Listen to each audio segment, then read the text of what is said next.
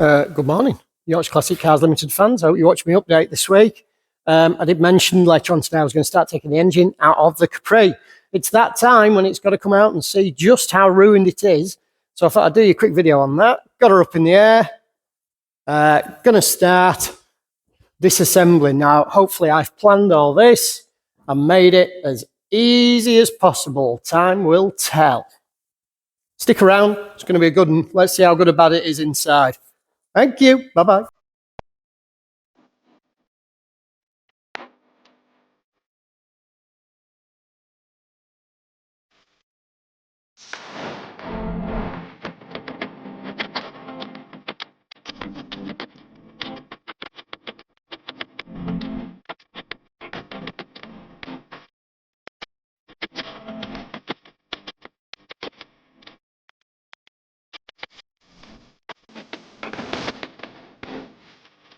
So that way montage there is me taking all the underside stuff off. So as you can see, taking the transmission cross member off, the original Ford one. Some my bits staying, bit of box section holding it up for now. Don't think I need to take this off the exhaust. Thinking about it, I may actually add a V-band here at some point, just purely so I can take that section out for this very job. Engine mounts running loose. The engine's obviously sat above them, so they're not going to move. There's some welding needed to do there. As you can see, it's been stood outside and the water's made it rusty, which is upsetting. I'm hoping that everything else can stay attached. Obviously, the rad's going to have to come out. Don't think the intercooler is going to need to come out. Might do. We'll see first. But I'm hoping now from there, I can basically lift it up. I will have to take the drag bar off here. That's the piece I designed to go in there. So when you brake hard, obviously there's a lot of inertia stored in the engine. And you don't want it to go forward. I'm hoping the manifolds and everything, because everything's sloping inwards. So for example, those uprights there slope inwards at the bottom and outwards at the top. I'm hoping that the manifolds will lift away from them. You'll notice I do try to screw everything back in where it came from. And I know it seems a bit laborious, but it does help significantly and increases the speed of everything going back together. Plus, you're not hunting through buckets and buckets, nuts and bolts. You know if there's any missing because they're not in there. Not trying to plead to the converted, obviously, do what you like. But the fact is, I just find that a lot easier. That should then go up past there as I lift the engine away. Okie dokie, do the next stage. So, having dropped it back down again, sorry about the sun. Sorry, not sorry. I think everything should. Obviously, I need to take the rad out. Good practice whenever. But I think the only thing that's going to cause it any issues with coming straight up is the turbo downpipe and obviously the wastegate there, which loops through a little bit. So I'm going to whip that off now, the wastegate off and the rad out. Off we go.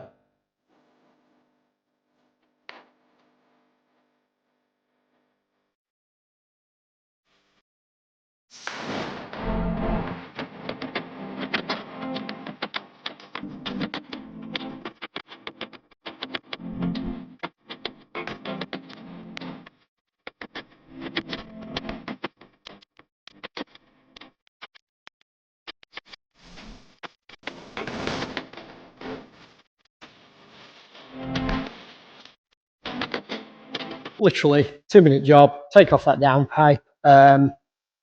Yeah, I was a bit hasty there. If you look at this side's manifold, it goes under that plate I left in there for the engine steady. Now I am going to, once the engine is out, cut that down to half. That said, I still don't think that manifold would clear. So I'm going to split the up pipe off and the manifold complete with the turbo off. I think I might need to split. Actually, I might just split it there, thinking about it, and then just whip that manifold off. Not a big job. Everything's very accessible. I've kind of designed it, or tried to design it as I've gone along to make it easy to work on. Some race cars, obviously, everything's buried in there because I have to get just so much in. My friend Ian's got a Cortina. It's solid under the bonnet. Another friend, James, he has a Cortina too. Absolutely solid, but there's just so much going on in there. That's how it kind of has to be. Oops, downpipe fell over. I'm trying to keep this as practical as I can. So when I have to work on it, because inevitably I will have to work on it, I don't want to have to strip the whole car down to its bare backside just to get a spark plug out. You know, the more serious you go, the more you have to do. Kind of get that, but you know, this isn't that serious a car. I'm not at that level just yet. So yeah, I'm trying to keep it nice and easy. So yeah, next stage, off we go.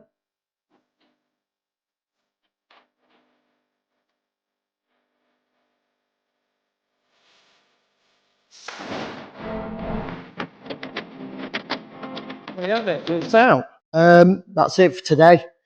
It's about dinner time and I need to get some paraffin before I wash it off. So all I'm going to do now is split the box off. Don't know why I'm showing. I'm going to split the box off and the turbo manifolds and stuff. Now it's out and it's up on the stand. And then give it a good clean around that decrepit looking sump area. You should be able to see it the other side. I've marked, I've scribed a line down that sump. That's where I need to cut it. That's going to be the lowest level. So what I'm going to do is cut a section out of here and move this piece up to there, and obviously alter the oil pickup pipe inside to match. But whilst I'm at it, I may well bring the sump further forward to increase the capacity rather than decrease it and increase it. I also need to engineer a new idler pulley there. This is just tie wrapped in place. Turbo looks really bizarre, strapped on the front of the engine, but I think it's still kind of cool. I'm really chuffed with that. It's my first turbo build that didn't start as a turbo build. So obviously I've built Skyline engines and things, but I've never actually engineered one from scratch. So there we go. I've got the concentric clutch to go in here while it's all to pieces, but I won't be doing that in this video. So yeah, I'm going to get some paraffin tomorrow morning. I'll see if I've got some to do it, and I need to get it washed off before I take the sump off. Just the bottom half. I'll go further than that if it requires it. So to be continued.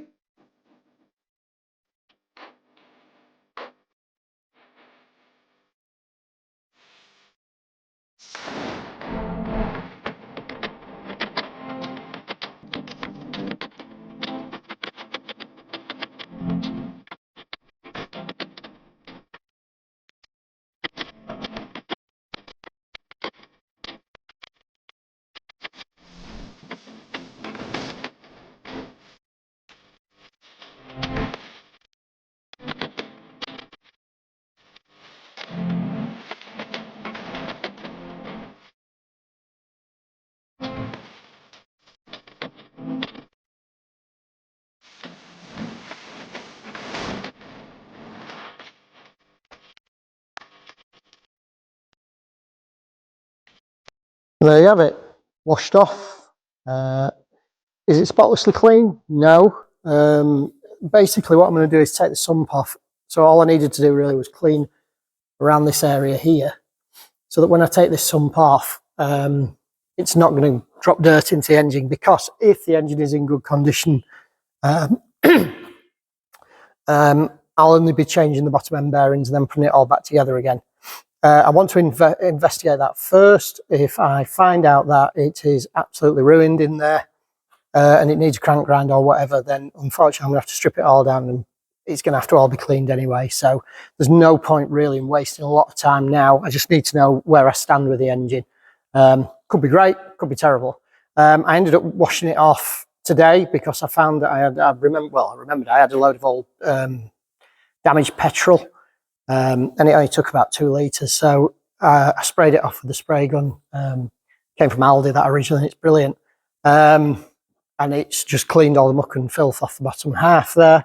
I did start cleaning it a little bit more than it really needed, but you know, while you're here, I like to keep them buckled up. Hence, obviously that oil filter is never going to run again, but it's just on there to stop muck getting in there. I've tipped the engine. What you haven't seen is I've tipped it side to side to make sure there's no fluid in the bars. I've finished it off with some engine cleaner and some cleaner a friend of mine makes. He makes car cleansing products and he uses a cleaner that he produces, and that works incredibly well. Sprayed it through the gun, which I've never done before. But as you can see, it's actually pretty clean. There's some ingrained dirt. You need to sort of let that work in a little bit and then blow it off again and give it a brush with with a paintbrush, an old paintbrush, which is what I do. But yeah, quite pleased with that. So next job is let it stand for a bit and drain off. Because again, I don't want to get fluids in the engine. I don't want any muck and filth in it. I will be, obviously I'll be cleaning it out, but I don't want to, the less ingress you get, the better. So next job really is to dab down this flange here a bit so they don't get any muck out of there. And then off we go. I'll just whip the sump off and then get a main cap and a big end off and have a shufty. Keep my fingers crossed. Please keep your fingers crossed for me.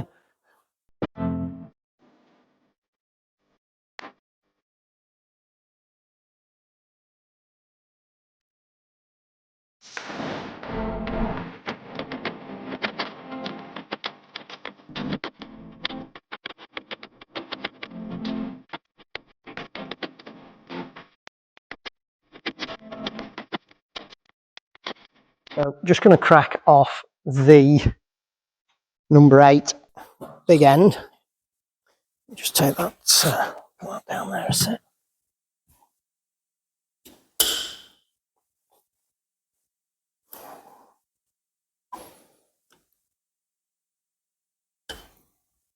Those are okay. Nice and tight anyway, and even, which is a good start. In a box of worst case scenarios, not the end of the world.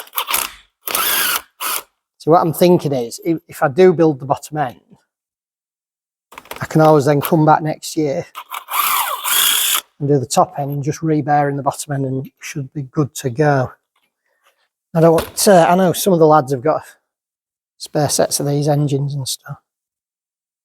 That one looks pretty good, to be fair. Again, worst one usually at the back. The top is usually worse than the bottom shell for obvious reasons. Obviously, it pushes down on the top. We've got some marks in there. But it's definitely not down to the copper. Some scratches in there, unfortunately. But the detritus has gone through the oil feed. Clearly, you can see that groove right down the middle. But it's not perceptible to feel. If I check the size of that bearing,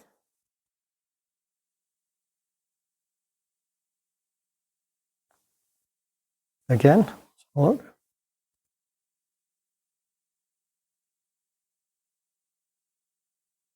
a look. Standard size by the look of it. And the other end. Yeah, standard part, original part. Standard size, which is really, really good news. Crank looks absolutely fine. Actually, the crank looks better than the shell. Obviously, the shells are there to protect your crank, the crank being the expensive and vulnerable part, but that actually looks exceptionally good. Obviously, the crank has run on both bearing surfaces because it rotates through them. So, yeah, that looks really good. I mean, there's some discoloration in there, but the actual surface looks excellent. I'll push that one down a little if I can. Oops. I should try not to damage anything. Can't really see in there. I'm going to need my torch to have a look in there, which obviously I need my phone for. Let me just get the torch. So I don't know if you're going to be able to see this. I'll attempt to position you there so you can see. The top of the shell is a bit discoloured on the camera. It's focusing on the crank, not the shell. I'm sorry about that. You can see some copper through it, definitely. But for this, it's probably done a bazillion miles. So actually, sorry. There you go. Yeah, there's a little taste just nudging the copper. I couldn't get the shell out, so I couldn't get my fingers around it. So, as I say, if you look at the crank itself, the crank actually looks excellent. It doesn't look bad at all. That discoloration on it is from my cloth, I think. Could be from moisture, it could be from anything, but I can polish that. But I think what I'll do is, I'll ring my engine builder, or my engine machinist. Sorry, I should say I build the engines, obviously, but I'll ring my engine man and just see how long and how much to regrind the crank. 10 under.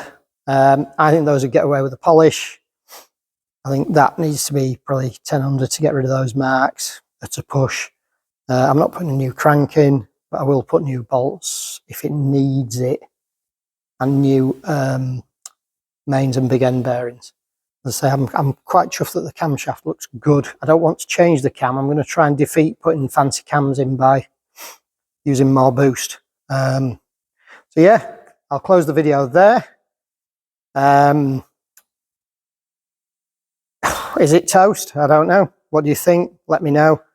That's never a good sign, is it? You see muck in the oil pickup. But anyway, yeah, it might be toast. It might not. I'll have a word with him, see what he suggests. I want to say I'd just slot a set of shells in there and carry on. But then you think, well, now it's in pieces. Should I just get the bottom end done? And then later on I can do the pistons and the heads and part the heads and stuff next year and carry on with that, because it's going to be in pieces a while anyway. So anywho, thanks for that. Thanks for watching. See you later.